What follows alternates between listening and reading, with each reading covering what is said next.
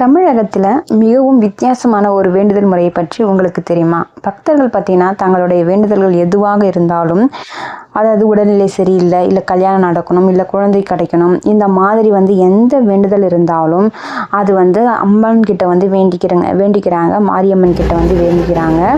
அந்த வேண்டுதல் நிறைவேறின பிறகு பக்தர்கள் அந்த அம்மனை கோவிலிருந்து தங்கள் வீட்டிற்கு மிகுந்த மரியாதையுடன் அழைத்து செல்கிறார்கள்.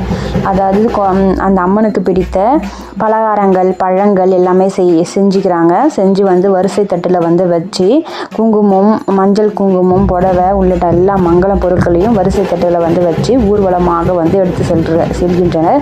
ஒரு வீட்டில் ஒரு நாள் முழுவதும் அம்மனை வச்சு அங்கே சிறப்பு பூஜை, அவங்களுக்கு வழிபாடு எல்லாமே வீட்டில் நடக்குது. வீட்டில் நடந்து முடிஞ்ச பிறகு அடுத்த நாள் பார்த்திங்கன்னா மீண்டும் அதே மரியாதையுடன் அம்மனை அவங்க வீட்டில் இருந்து கோவிலுக்கு கொண்டு பூஜை செய்து நன்றியுடன் அவங்கள வழி அனுப்புகிறாங்க. இந்த வழிபாட்டை செய்கிறதுனால பல மடங்கு அம்மனோட அருள் கிடைக்கும்.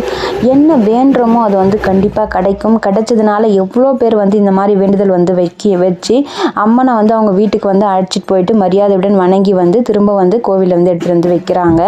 இந்த வழிபாட்டு முறை ஓசூர் மக்கள் இடையே ரொம்ப பிரசித்தி பெற்றதாக இருக்குது. ஓசூர் மக்கள் வாரந்தோறும் பார்த்திங்கன்னா யாராச்சும் ஒருத்தரோ 2 பேரோ அந்த அம்மனை வீட்டுக்கு அழைச்சிட்டு போய் எடுத்துகிட்டு வராங்க.